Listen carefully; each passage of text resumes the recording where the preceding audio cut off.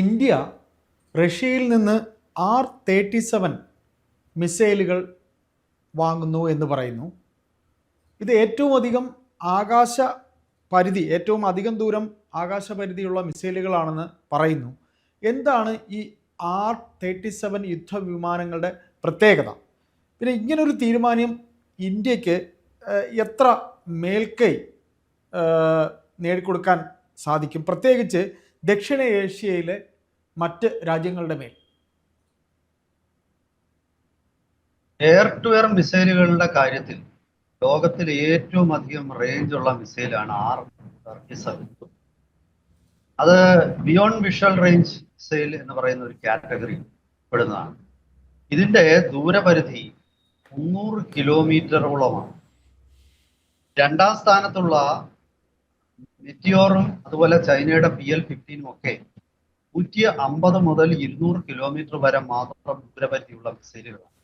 അപ്പൊ സ്വാഭാവികമായിട്ടും ഒരു R-37 മിസൈൽ നമ്മൾ ഒരു ശത്രു വിമാനത്തിന് നേരെ പ്രയോഗിച്ചാൽ ആ വിമാനത്തിന് രക്ഷപ്പെടാൻ ഈ 300 ഒരു 270-250 കിലോമീറ്ററിന് അടുപ്പിച്ചാണെങ്കിൽ തീർച്ചയായിട്ടും ആ വിമാനത്തിന് രക്ഷപ്പെടാൻ സാധ്യമാണ്. ഇന്ത്യയെ സംബന്ധിച്ചിടത്തോളം ഇത് പാകിസ്ഥാനുമായിട്ടുള്ള സംഘർഷങ്ങളിൽ, ചൈനയുമായിട്ടുള്ള സംഘർഷത്തിലാണെങ്കിലും വളരെ വ്യക്തമായ മേൽക്കൈ ഇന്ത്യക്ക്. ശരിക്കു പറഞ്ഞാല് ഈ R-37 പോലൊരു മിസൈൽ ഇന്ന് US യഥാർത്ഥത്തിൽ ഈ എയർ ടു എയർ മിസൈലുകളുടെ കാര്യത്തിൽ US പിറകിലാണ്. ചൈനയും റഷ്യയുമാണ് മുമ്പിൽ. ഇന്ത്യയും തൊട്ടടുത്ത് തന്നെയുണ്ട്. ഇന്ത്യയുടെ തദ്ദേശീയമായിട്ട് വികസിപ്പിച്ചെടുത്ത അസ്ത്ര മിസൈൽ അസ്ത്ര-1, 2, അസ്ത്ര-2 ഏതാണ്ട് 150 കിലോമീറ്റർ തൊട്ട് 200 കിലോമീറ്റർ വരെയുള്ള ഒരു റേഞ്ച് ഉണ്ട്. അസ്ത്ര-3 കൂടി അസ്ത്ര-3 എന്ന മിസൈൽ നമ്മൾ ഒരു വർഷത്തിനുള്ളിൽ അത് അതിന്റെ പരീക്ഷണങ്ങൾ തുടങ്ങും. അതായത് അത് നിർമ്മിച്ചുകൊണ്ടിരിക്കുകയാണ്. അതിന്റെ ടെസ്റ്റിംഗ് ഫേസിലോട്ട് 2026 ഒടുവിൽ അത് എത്തുമെന്നാണ് കരുതുന്നത്. അപ്പോ അത് ഈ പറയുന്ന മെറ്റിയോറിനോ അല്ലെങ്കിൽ R-37 ഒക്കെ ഉള്ള അതേ റേഞ്ച് 100 കിലോമീറ്റർ എന്ന് പറയുന്ന റേഞ്ചിലേക്ക് അത് മെറ്റിയോറിനേക്കാൾ ഒരല്പം മെച്ചപ്പെട്ടത്. അമേരിക്ക ഇപ്പൊ തൽക്കാലം അമേരിക്കയുടെ കയ്യിലുള്ള ഏറ്റവും മികച്ച മിസൈൽ തന്നെ ആംറാം എന്ന് പറഞ്ഞ മിസൈൽ.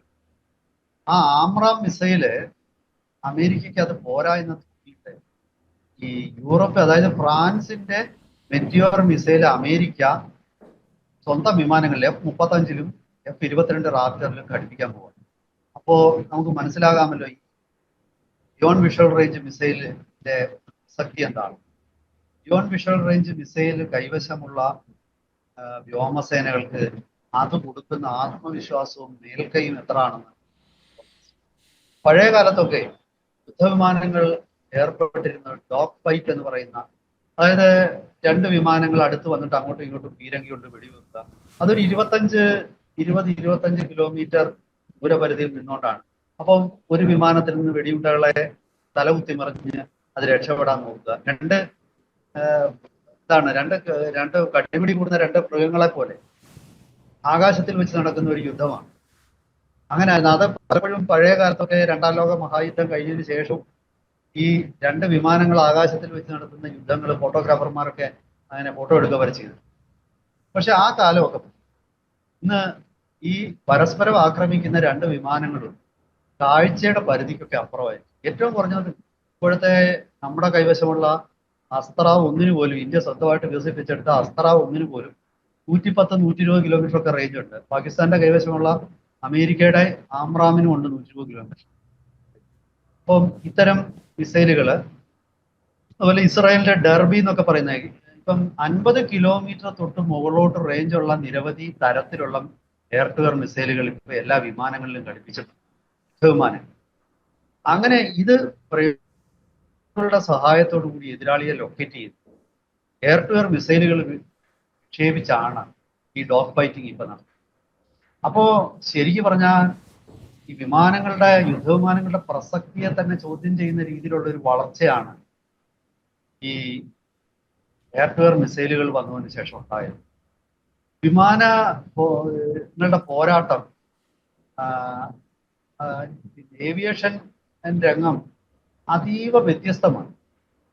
കാരണം ഇലക്ട്രോണിക് വാർഫെയർ, ഈ പറയുന്ന long range stand of weapons, ഇത് രണ്ടുമാണ് ഇന്ന് യുദ്ധങ്ങളെ, എതിരാളികളെ സ്പൂഫിങ് കൊണ്ടും ജാമിങ് കൊണ്ടും പലതരത്തിലുള്ള കൺഫ്യൂഷനിലേക്ക് എതിരാളിയുടെ റഡാറിനെ എത്തിക്കുകയും അങ്ങനെ എതിരാളി സ്വയം തെറ്റുവരുത്തിയിട്ട് തകർന്നു വീഴുകയൊക്കെ ചെയ്യുന്ന ഒരു സാഹചര്യം. അതല്ലെങ്കിൽ സ്റ്റാൻഡ് ഓഫ് വെപ്പൺസ് എന്ന് പറഞ്ഞാൽ 100-200 കിലോമീറ്റർ അപ്പുറത്ത് നിന്നിട്ട് എതിരാളിയുടെ വിമാനത്തെ ആക്രമിക്കുന്നു. ഇപ്പം പാകിസ്ഥാന്റെ ലാഹോർ വിമാനത്താവളത്തിൽ നിന്നും പറന്നുയരുന്ന ഒരു F-16 തകർക്കാൻ ഇന്ത്യയുടെ വിമാനം അവിടെ ചെല്ലണമെന്നില്ല. അമൃത്സറിന് മുകളിൽ പറന്നുകൊണ്ടിരിക്കുന്ന, അല്ലെങ്കിൽ നമ്മുടെ അതിർത്തിയിൽ പറന്നുകൊണ്ടിരിക്കുന്ന ജലന്ധറിലോ ഭട്ടിന്ദയിലോ ഒക്കെ പറന്നുകൊണ്ടിരിക്കുന്ന വിമാനത്തിൽ നിന്ന് എയർ ടു എയർ മിസൈൽ അങ്ങോട്ട് പാകിസ്ഥാന്റെ വിമാനത്തെ പറന്നു പൊങ്ങി ആ വിമാനത്താവളത്തിന് മുകളിൽ വെച്ച് തന്നെ നശിപ്പിക്കുക. അവർക്ക് നീങ്ങാൻ പോലുള്ള ഒരു സാഹചര്യം. ഇപ്പം ഈ കഴിഞ്ഞ ഓപ്പറേഷൻ സിന്ദൂറില് ലോകം കണ്ടതിൽ വെച്ച് ഏറ്റവും ദീർഘദൂര കില്ല് ഇന്ത്യ നടത്തി. അതായത് നമ്മുടെ S-400 surface to air missile ഉപയോഗിച്ച് 100 കിലോമീറ്റർ അപ്പുറത്ത് നിന്ന് പറന്നു ഉയരുന്ന ഒരു പാകിസ്ഥാന്റെ F-16 വിമാനത്തെ തകർത്തു. അപ്പൊ യുദ്ധങ്ങളുടെ കാലം മാറിയിരിക്കണം. അപ്പം ഇന്ത്യ ഇത് തിരിച്ചറിഞ്ഞത് കൊണ്ടാണ് അടിയന്തിരമായിട്ടും R-37 മിസൈലുകൾ ഓർഡർ. ഇത് ഒരു കൊല്ലത്തിനുള്ളിൽ ഇന്ത്യക്ക് കിട്ടി തുടങ്ങും. അതായത് 2026 ഏതാണ്ട് ഒരു ഒക്ടോബർ നവംബറിൽ ആദ്യ ഡെലിവറി വരും. ഇതിന്റെ ഒരു ഗുണം, ഇത് ശരിക്കും പറഞ്ഞാല് Su-57 വേണ്ടിയാണ് അവർ നിർമ്മിച്ചതെങ്കിലും നമ്മുടെ കൈവശമുള്ള Su-30 ഇത് ഘടിപ്പിക്കാം, കുഴപ്പമില്ല, പെർഫെക്റ്റ്ലി ഫിറ്റിംഗ് ആണ്. അങ്ങനെ Su-30 MKIലോട്ടായിരിക്കും ആദ്യമായിട്ട് മിസൈലുകൾ ഇന്റഗ്രേറ്റ് ചെയ്യപ്പെടാം. അത് മേറ്റ് ചെയ്ത് കഴിഞ്ഞാൽ പിന്നീട് നമ്മൾ ഭാവിയിൽ Su-57 വാങ്ങിക്കുന്നത് അതിനോടൊപ്പം. ഇപ്പോൾ ഇന്ത്യയുടെ കൈവശം റഫാലുകളോടൊപ്പം മെറ്റിയോർ മിസൈൽ, ആ മെറ്റിയോർ മിസൈലും R-37 കൂടി ഇന്ത്യയുടെ കൈവശം. സ്വാഭാവികമായിട്ടും ഇന്ത്യയുടെ ആക്രമണ പ്രതിരോധ ശേഷികളൊക്കെ തന്നെ വലിയ വ്യത്യാസത്തിലേക്ക് അത് എത്തുന്ന ഒരു സമയമാകാൻ പോവുകയാണ്. പാകിസ്ഥാന് നമ്മള് മനസ്സിലാക്കേണ്ട ഒരു കാര്യം, പാകിസ്ഥാന് ഏറ്റവും ആധുനിക യുദ്ധവിമാനങ്ങൾ നൽകാൻ ചൈന അതീവ താല്പര്യം പ്രകടിപ്പിക്കും. സ്വാഭാവികമായിട്ടും ഇന്ത്യയെ സംബന്ധിച്ചിടത്തോളം അതില് ഇന്ത്യക്ക് ആ ഒരു കാര്യത്തിൽ കുറച്ച് ബുദ്ധിമുട്ടുകളുണ്ട്. ഇത് R-37 പോലുള്ള ഒരു അത്യന്താധുനിക ബിയോണ്ട് വിഷ്വൽ റേഞ്ച് മിസൈൽ ഇന്ത്യയുടെ കൈവശം വരുമ്പോഴേ നമ്മുടെ ഈ ബുദ്ധിമുട്ടുകളൊക്കെ അവസാനിച്ച് നമ്മൾക്ക് ഒരു മേൽക്കൈ ദക്ഷിണേഷ്യയിൽ ഉണ്ടാവും. അതായത് ദക്ഷിണേഷ്യയിലെ ഒരു പവർ ഇക്വിലിബ്രിയത്തിൽ ചൈന ആയിക്കോ അതല്ലെങ്കിൽ പാകിസ്ഥാനോ ഒന്നും തന്നെ ഈ ഇന്ത്യയെ മറികടക്കാൻ R-37 മിസൈലുള്ള ഇന്ത്യയെ മറികടക്കാൻ പറ്റുന്നത്. ഇതാണ് ഇതിന്റെ ഒരു പ്രത്യേകത. ഇത് നമുക്ക് നൽകുന്ന മേൽക്കൈ. വരും ദിവസങ്ങളിൽ ഇതിന്റെ സംബന്ധിച്ച കൂടുതൽ വിശദാംശങ്ങൾ പറയുമ്പോൾ ഇത് ഒരു കാര്യം കൂടെ പറഞ്ഞിട്ട് ഞാൻ അവസാനിപ്പിക്കുകയാണ്. മുഖ്യമായിട്ടും പാകിസ്ഥാന്റെ അവാക്സ് പോലുള്ള എർലി വാർണിംഗ് റഡാർ വിമാനങ്ങളെ എതിരെയായിരിക്കും പ്രയോഗിക്കപ്പെടാൻ. അതായത് ഒരു കാരണവശാലും പാകിസ്ഥാനെ സംബന്ധിച്ചിടത്തോളം ഇന്ത്യയുടെ ഇനി എന്താണ് ചെയ്യാൻ പോകുന്നത് എന്നതിനെ കുറിച്ച് അവർക്ക് അറിവ് ഉണ്ടാകാതിരിക്കാൻ ആദ്യം തന്നെ അവരുടെ റഡാർ സംവിധാനങ്ങളെ തകർക്കുക എന്നൊരു ശൈലിയിലേക്ക് ഇന്ത്യ പോകും. അതിന്റെ അതിനു വേണ്ടിയിട്ടായിരിക്കും R-37 എന്നാണ് വ്യോമയാന മേഖലയിലേക്ക്. എന്തായാലും കൂടുതൽ വിവരങ്ങളുമായിട്ട് വരും ദിവസം